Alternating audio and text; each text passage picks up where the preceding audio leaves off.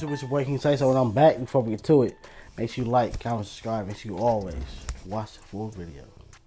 Hello everybody, welcome to the Impressive channel. Happy New Year. This new year 2024 started off very messy. For one, Katt Williams went viral after doing an interview with Shannon Sharpe on his show Club Shay Shay.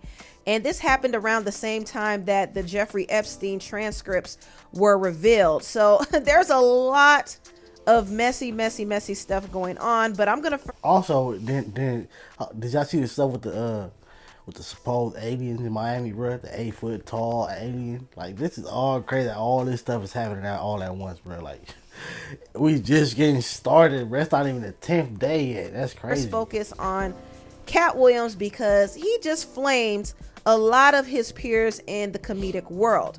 He went in on Steve Harvey, Kevin Hart, Rickey, Smiley, Faison Love, Cedric the Entertainer. I mean, the list goes on. He was talking about people selling their souls and their booty holes. I mean, he was just flaming everybody.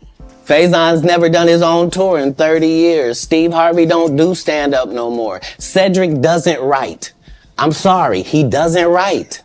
Rickey Smiley has been playing the same old black woman forever. Like, you can't get a young fan base with that.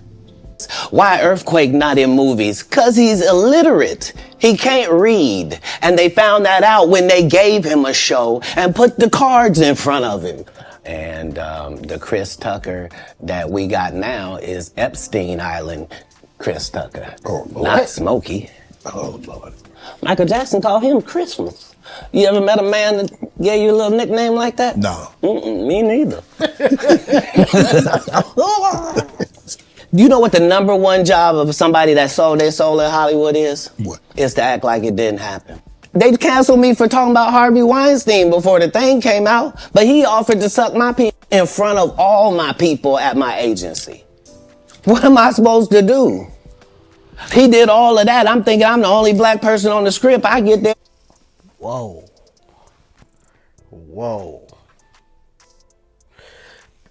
It be crazy. It be like, you know how people say, people will talk about, Hollywood, their parties, like, the stuff that they be doing. But like, it be like normal people like us. So it don't sound real. It don't sound like bro, like, you gotta be careful, because how would you know? But then when you hear like the people who are in them parties, or in them around them people who have access to them parties, and they say the same thing, it's like, bro, that is wild, bro. People say a lot of time, like, it ain't Hollywood, it's Hollyweird. That's crazy. He said in front of everybody. That's wild. There's 3 other black guys on there. Woo! Huh. So you wonder what they did to get there? I told him no. What y'all do? Now, I've had to turn down $50 million 4 times. 4 times. Just to protect my integrity and that virgin hole I was telling you about. Right. Because P. Diddy be wanting the body. And you gotta tell him no. You got to tell him no. I did. I did. So as you can hear, Katt Williams set the internet on fire with this interview. Wild. And a lot of comedians were not happy about it at all. Kevin Hart obviously wasn't happy. For those who don't know, Kevin Hart and Katt Williams have had tension for years now. Katt has kind of put it out there that Kevin is basically an industry plant, and he was basically ushered in to replace him because Katt wasn't willing to conform to everything that was happening in the industry, and Kevin Hart was. He was willing to play the game. So Katt claimed that Kevin was a puppet, and Kevin didn't like that at all. In fact, he lambasted him during his Breakfast Club interview a few years ago. My frustration with Katt Williams comes from, you keep pointing at Hollywood. Hollywood this, the white man, this, and this. When do you take responsibility for your actions? You had the shot. Katt was in that position at one point. You were the guy. Yeah. You were set up to be the star. You didn't show up to work. You f***ed off promo shoots. You f***ed off your promo trips that they had set up for you. You became a risk to the studios, which is why the studios stopped f***ing with you. Why was he a risk? He chose drugs. Oh, okay. Take responsibility for what you chose and say, you know what? I gotta fix me and I'm gonna come back and I'm gonna stand up for comedy. Katt did respond to some of what Kevin said here, and he even doubled down on the idea that Kevin was an industry plant who was given a TV show and a movie out the gate without making any real waves in comedy. At least this is what Katt Williams feels. In 15 years in Hollywood, no one in Hollywood has a memory of going to a sold-out Kevin Hart show, there being a line for him ever getting a standing ovation at any comedy club. He already had his deals when he got here. Have we heard of a comedian that came to LA and in his first year in LA, he had his own sitcom on network television and had his own movie called Soul Plane that he was leading? No, we've never heard of that before that person or since that person. But he got movies before this role. I seen them. I ain't gonna lie, bro. They're super, super questionable. It's like how people say, again, Holly weird. How they like the top in order to, especially for the black actors, not even just black, just male actors in general. Like they say, they gotta put on that dress. I've seen movies where he's put on that dress. I've seen movies where he's played a such role. It'd be crazy when they do that though, bro. It's like, hey, teach us on. If that's what you want to do your thing, I guess. Live your life. If you went to accept that bag for that role, hey, that's you. That's you. But every other person not going to do it. And sometimes it seems like if they don't do it, they don't go nowhere, bro. That's kind of crazy. What do you think a plant is? He just did his documentary with Chris Rock where he shows you that his whole upbringing in comedy was on the East Coast. Yeah, it was. So how simultaneously was he here in Los Angeles doing the same thing? It did happen. For a 5-year period, every single movie that Kevin Hart did was a movie that had been on my desk, that all I had said was, just, can we take some of this step and fetch it out? And then I can do it. Like, it don't need to be overtly homosexual, because I'm not homosexual, right? It doesn't need that to be funny, right? And me saying that and them going, oh yeah, no problem. And then going to give it to this other guy and having him do it just like it was. And acting like I'm a bad person because I keep standing on my standard. But Kevin told you he wasn't going to wear no dress until they offered him the dress, and then he put it on. And what did he say after he wore it? I made my own decision. Duh. But you didn't make it before they brought it up, did you? It's okay. It's all right. Now, Kevin Hart did respond, but he didn't go in like he did on The Breakfast Club. He just said, gotta get that anger up out you, champ. It's honestly sad. In the meantime, please enjoy my movie trailer to my next film, Lift, which will be dropping on Netflix in 8 days. There is a moment in the trailer where Gugu says they really love you. Now, I know she's talking about Katt. Mark your calendars, world. This one is special. Katt also went in on Cedric the Entertainer. He didn't like the fact that Cedric tried to act like he didn't steal one of his jokes from back in the day. And Katt said he gave Cedric a pass after he apologized. He did. Look, look. On my reaction channel, I always say this. Sometimes it ain't what you said, it's how you said it. I've seen that joke. Katt did do it. He did do it first, but it wasn't as funny as Cedric's. I gotta give credit when credit is due. Yes, it's exactly the same, but it's like, it's critiqued a little bit, but it's the same joke. It's the same like subject, flying to the moon, flying out of space, whatever, in a car, in a hoop, whatever. But Cedric, the way Cedric did it, it was just way, way funnier, bro. Way funnier.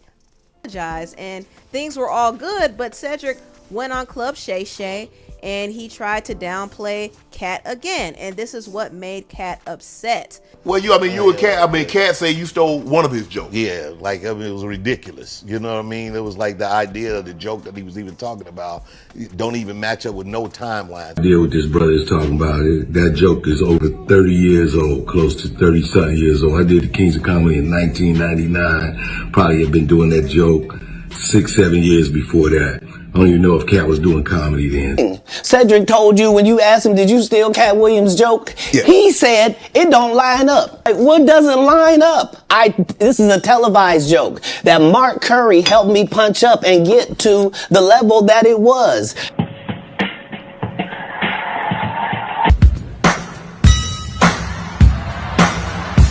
Right. So he thought. But Cedric did just say that he was doing it 6 or 7 years before the King of Comedy. So that was in 90 something. So I don't know, man.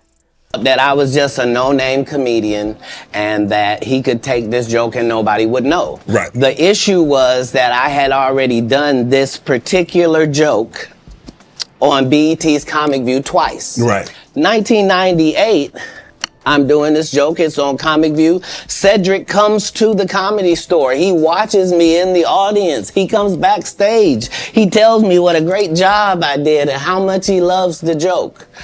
2 years later, he's doing that as his last joke on the Kings of Comedy. And he's doing it verbatim. He's just changed my car into a spaceship. The truth don't need motivation. I'm just saying I can't let these dudes lie. Cedric sitting here telling you why he ain't a movie star. He over here look like a walrus. You didn't say nothing. He can't even get his arms off his stomach sitting over here. Why I'm not a movie star. What? Right. We found out he can't sing, can't dance, and doesn't write jokes. He did 4 comedy specials. They're so bad, Shannon, they're not available on Netflix or Tubi. Yeah, and he didn't stop there. He went in on Steve Harvey It's as crazy, well. man. Katt called out Steve for being jealous of Bernie Mac. If you don't know, Steve Harvey, D.L. Hughley, Cedric the Entertainer, and Bernie Mac were a part of one of the biggest comedy specials in history called The Kings of Comedy.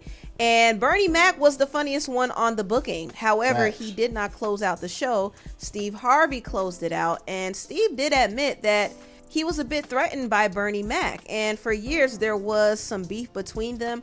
Bernie felt like Steve was jealous and he was trying to sabotage his movie roles. In fact, Steve was trying to snatch his role from Ocean's 11, and it created a lot of tension between the two of them. And Steve did go on Club Shay Shay, and he tried to act like he didn't have an interest in being a movie star. He said that he never wanted it, but clearly he did, because he was trying to compete with Bernie Mac for a movie role. And Katt called Steve out on it, and he also called Steve out for stealing from another comedian named Mark Curry and allegedly lying about being homeless. The same Steve that went to go watch Mark Curry do his whole sitcom and then stole everything Mark Curry had. Now Steve got a sitcom where he the principal and he wear a suit and then he gets this high top fade, making all black men think he got the best lineup in the business. And it's a man unit. This the same Negro that hated on Bernie with this same thing. I didn't want to be a movie star. No, you couldn't be a movie star. There are 30,000 new scripts in Hollywood every year. Not one of them asks for a country bumpkin black dude that can't talk good baby and look like Mr. Potato Head. There ain't none. You would have to have range. This is like Steve Harvey telling people he used to be homeless. That's my story. That's not his story. Steve Harvey wasn't never homeless. When Mark Curry was touring with him 25 years ago, he was making $3,000 a show in cash and doing 5 shows a week. They just tell the stories. Thanks to my wife, I'm where I am. You said that about the first wife. You forget that? You told us it was her. Then you went and married somebody else that think like a man. Do you consider yourself a king of comedy? Where does Kevin? No, they consider that. Oh, like when after Bernie left, them same 3 guys I'm telling you about, the Kings. Yeah. Right? Because DL is the greatest. Yeah. There's no DL slander gets tolerated. But they came to me. I was supposed to be the 4th king. I got the offer. Then what happened? But I turned it down. Why? Because you shit on Bernie. And I know the truth. You think I'm gonna let you shit on Bernie and then come get me? I'm the next king? Fuck you. Why? Because the whole time Bernie was here, you was acting like you was funnier than him. You stop it. That man was funnier than all of y'all, and y'all thought y'all had one over on him. You thought he was black and ugly, and you were good looking, and he couldn't make it because you did. And that ain't the way comedy works. The king is the funniest. Imagine him coming to tell you another story where he got so big and it was Bernie and them's fault because they wanted to be movie stars. You called Ocean 11 to get that nigga's part. What do you mean you didn't want to be a movie star? So on the behalf of Bernie, He wouldn't have played that. I would that have role to say right. what I have to say. Katt Williams also went in on Rickey Smiley. Rickey also did an interview on Club Shay Shay, and he said that he was supposed to play the character Money Mike in Friday After Next, and Katt was supposed to play Santa Claus. However, at the last minute, they switched roles. But Katt is saying that that was a lie. It didn't happen like that. You were originally supposed to play Katt Williams' character. Yes. And Katt Williams was supposed to play my character. This man told you he had Katt Williams' role. He was going. That for sure wouldn't have been as funny, bro. It would have, like, Rickey Smiley is funny. Don't get it twisted. He's very funny, but for that role, nah. The movie wouldn't have hit. It would, like, everything, like, when it gets to a movie, it's like a song. Everything gotta be on point. Everything gotta hit. Everything gotta flow. That was a perfect flow of the movie. If Rickey Smiley would have did it, it wouldn't have been as funny, bro. Be Money Mike. And Katt Williams was gonna be the Santa Claus. Now three quick points. You mean in Hollywood they cast a 5'5" black Santa Claus that weigh 145 pounds? That's your story. Your story is the Rickey Smiley that couldn't even do curse words because he had a Christian fan base. He was gonna play the pimp. Why you didn't ask him why has he played a woman in more movies than he's played a man? Him and Tyler Perry can't play a man to save their life. It is sad. He was just that bitter when we were shooting it. He told everybody, it should have been my role. What he told everybody was, Katt Williams, and don't nobody know who he is. I'm on the radio. I'm with Steve and Said. Everybody know me. That's what he told everybody that would listen to on the set.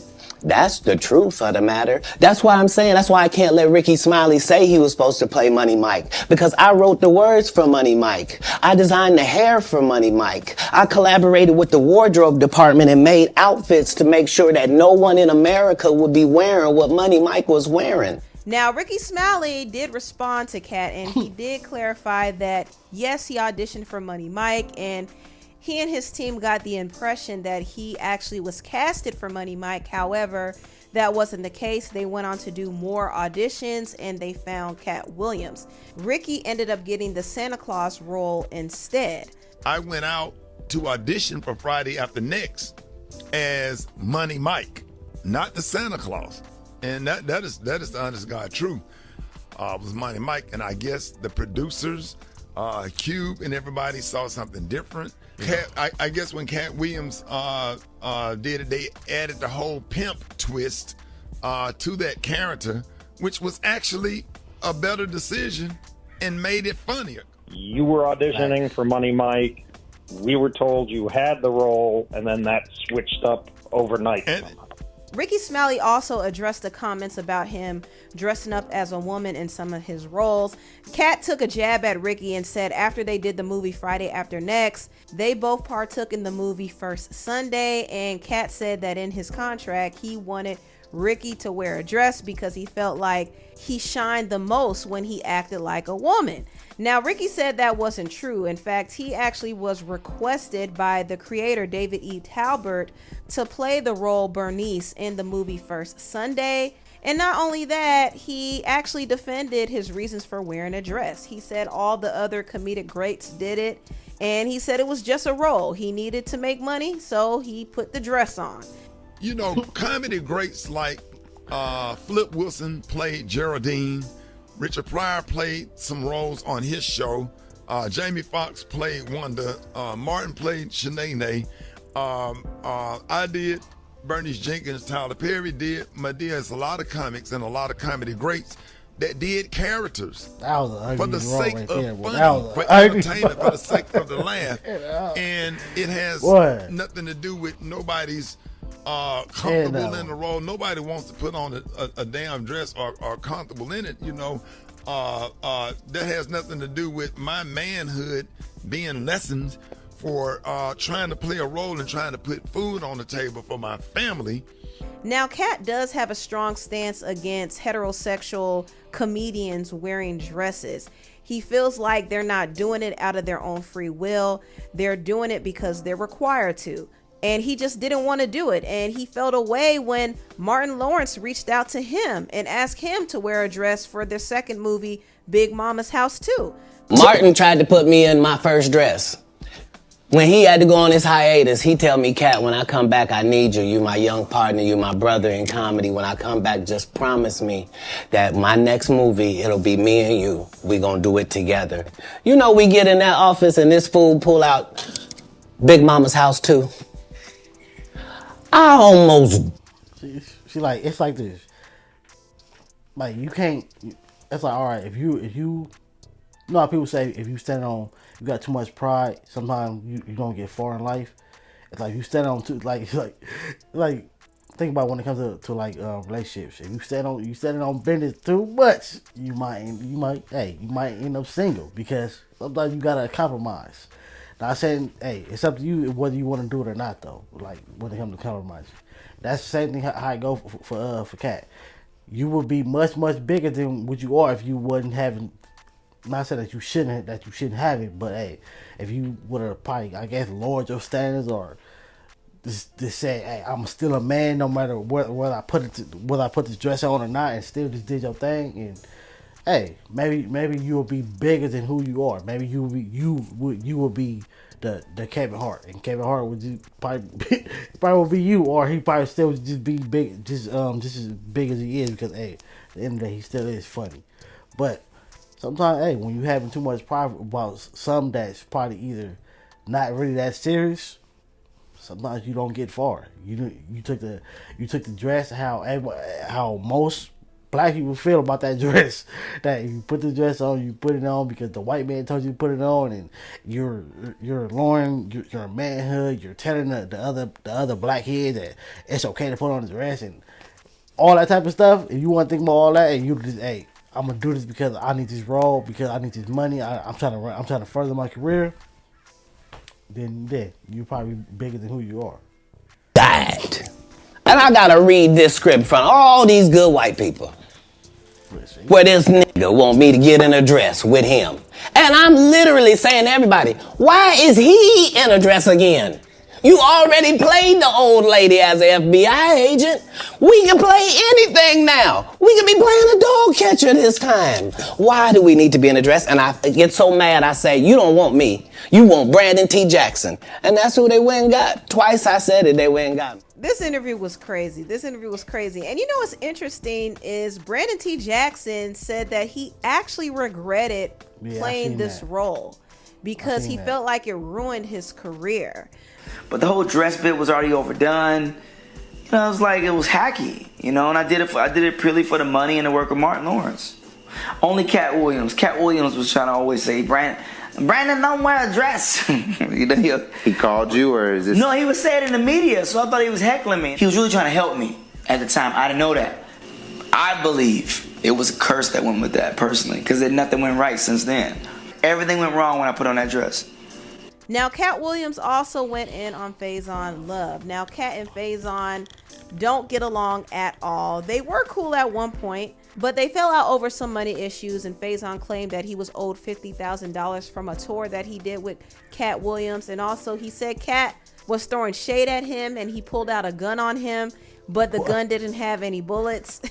And he even tried to send Suge Knight to take him out, which is crazy. I mean, it was just a mess. And Faison and Katt have been throwing shade at each other. Faison even said that Katt was the most overrated comedian of all time. When it comes to comedians, right, who would you say is the most overrated comedian of all time? Katt Williams. What great has he done since Pimpin' Chronicles? Now, when Katt heard his, he did not miss the opportunity to respond. That's what I'm saying. If you're a Faison Love fan, you mean you've been a fan of him for 32 years, you still waiting on him to do his first special? You can't just be Faison in every movie. Like, you just gonna take your shirt off on every movie? Like, why does it say that in your script? Man, let Big Worm live. Let him breathe, Katt. You having an unnatural allegiance to losers is not like it. No, I ain't got no allegiance to the man. But you gotta admit the role that he played, Big Perm and Friday now. You gotta give him credit for the role now. Come on now. Let me ask you a question. Yes. Funny, bro. If what you're saying is correct, why wasn't he in? That role right there was hilarious. And when he played in Three Strikes, that was hilarious too, bro. I think about that girl walking down the street. Sorry, man, that's the man to me, bro. But she was bad, boy. Next Friday or Friday after next. I mean, his role, it wasn't good. Sorry. Faison responded by posting footage of Katt getting beat up by a boy on a playground. I don't know if y'all remember this, but this was wild. Like, it's weird. He just has a weird life. But one thing about him is he's gonna go viral for saying some stuff. Like, Katt will always set the internet on fire with any interview he does, and this interview is no different. Everybody is talking about it and everybody's responding. Even Tiffany Haddish, you know, he mentioned Tiffany Haddish for not doing a stand-up at the Comedy Store, which was a very prominent club where a lot of black comedians made their debut. Tiffany responded to this and said, "I'm not mad. I just wish he would get his facts right about me. Dang, I guess I will send him a reminder text. But are we sure that is Katt Williams? He looks a lot like Charleston White." Now, Tiffany knows better than to come with a weak joke like that, because Katt is only going to flame her some more. But anyway, Katt not only came for Tiffany, but he also came for Michael Blackson. Apparently, Katt Williams does not like Michael Blackson. Michael actually made a joke about him smoking crack, and Katt did not take too kindly to that comment, because Katt has always been very firm on saying that he doesn't do drugs. The only thing he does is smoke weed, according to him. So he didn't like that comment, and Michael said that he was joking, of course. He told Cam Capone News that he never saw Katt smoke crack, so he was just making a joke. But still, Katt never forgot it, and it was very apparent that Katt was not feeling Michael at all, especially when they did that Wildin' Out episode together. I want to know what's shorter, you or my scene in next Friday. All of your scenes are small. I don't like this. And he doesn't like you either. Most comedians don't get booed enough. That's funny, bro. This is how you end up with a Michael Blackson, who's a real African doing a fake African accent. Okay, this guy is mad at me. All I did was give him the best advice of his life. Remember, he was wearing dirty dashikis. And I told him he needed to dress to be in the position that he's trying to say that he's in. And if you're the African king of comedy, sir, there's actually comedians in Africa doing comedy. If you're going to say that, you got to go to Africa and get a school, dude. Everybody you got to put in some work. And these guys, they take my advice. They change their whole persona. And then they hate me for it. Michael Blackson responded to Katt and said, "Katt Williams is definitely top 10 comedians of all time and top 5 alive, but we all have to agree he's not the Katt of 2005. I can't believe this lying dehydrated leprechaun said he told me to build a school. LMAO, I only built a free school so the kids can whip your tail for free, mother sucker." Katt Williams is a very smart midget nigga. He took shots at the top 10 comedians alive today so we could all respond and make him relevant again. Never been booed ever, but I've watched Katt get booed in 2 cities. Cincy, and I forgot the other city. Cincy is short for Cincinnati. Effed up-ish is Cincy is where he's from. It's effed up when your own people boos you. I'm so confused. I'm African with a fake African accent. My accent had me roasted every day in school and in the comedy clubs in America, and I wish I could get rid of it. Even my Philly accent is fake. I guess the only real thing about me is my deek. What is wrong with Michael Blackson, man? And you know what? Katt Williams didn't just go in on the comedians. He was going in on everybody. He went in on Jonathan Majors and called him ugly. First of all, they went around the world for 2 years straight telling any women that would listen that this was a good-looking Negro. Since when? When did y'all start liking a big nose? And when did y'all like a little head and a big jaw? When? Since when? That look like my daddy. When you start liking my daddy? You like black people's features like that? If this ugly nigga is good looking, then all niggas is good looking. Anytime you see them telling you something you can't believe, just understand it's a play. It don't matter. You gonna know it's a play as soon as they get in that position and think they gonna tell somebody something. No, you're not. No, you're not. Marvel will cancel you you won't be allowed to read a comic book. What is you talking about? Get out of here. Get out of here, ugly boy. Katt was also going in on people's wives. I mean, he called out Kanye West's ex-wife, Kim Kardashian. What do you expect? The guy married a whore. Like, what? Oh, Lord. Like,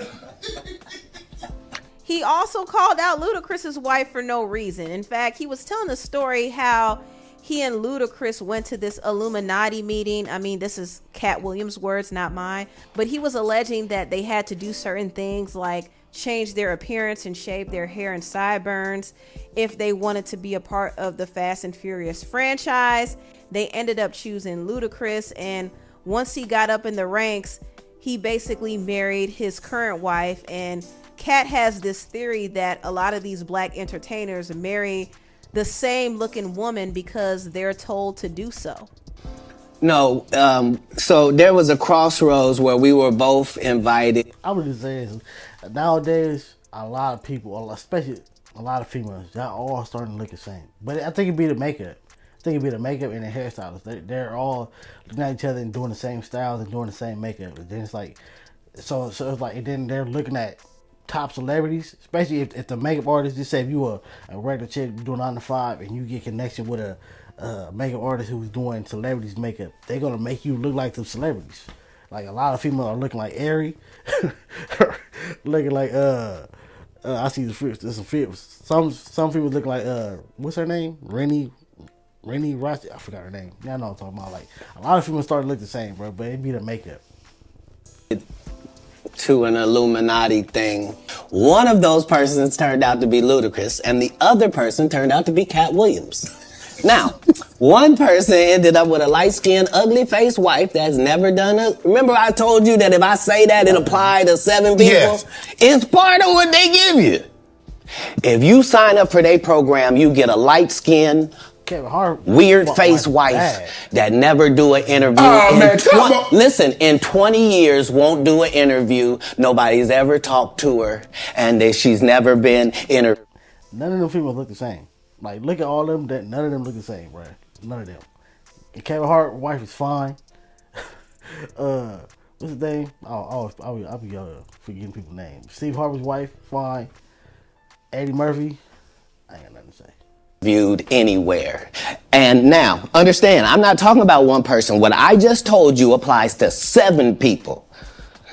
How they all end up with that. That's part of what you get. Katt Williams is so messy, y'all. Oh, he's not talking about the pain. This interview was entertaining. I'm not gonna lie. I laughed so many times throughout this interview, but I could also be honest and say, you know, when it comes to their wife, I get what he's saying. Now he wasn't talking about like the looks. He was talking about like their type, the no interviews, certain details or whatever. But it's like, bro, like if my wife is coming from, let's say she a doctor or something, and I'm the movie star. What is she gonna do an interview about? This interview is about the actors. What is she gonna talk about? Like, yeah, she can talk about me, but her tie to fame is me. So what are they interviewing you for? Not to be stingy, not to be selfish, but it's like, come on. Katt Williams does exaggerate a little bit when it comes to certain points. Not to say that he's not truthful on other points, but there are times when he does stretch the truth a little bit. And a lot of people he called out weren't really feeling what he had to say. I mean, even Ludacris responded to him and dropped a freestyle.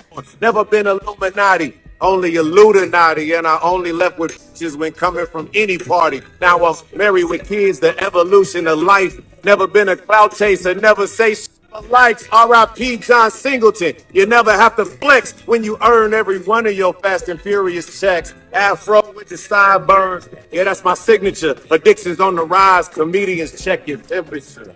That was Luda's response, and you know what? It never ceased to amaze me how much of a rise Katt gets out of people. I think he has an amazing gift where he could just capture anybody's attention, and this interview did just that. It exploded on the internet, and I honestly think part of the reason why it exploded he had like is 20 because million views. They want this interview to overshadow the Jeffrey Epstein list, and I'm going to wait till more names come out on that list before I talk about it in another video. But since Katt was trending for the last couple of days, I wanted to talk about this. And I think Katt is genius because I do know that he currently is doing a comedy tour and he knew exactly what to do and say to get people talking, and it absolutely worked. Anyway, tell what you all think about this. Make sure you like, comment, subscribe. Catch you next one.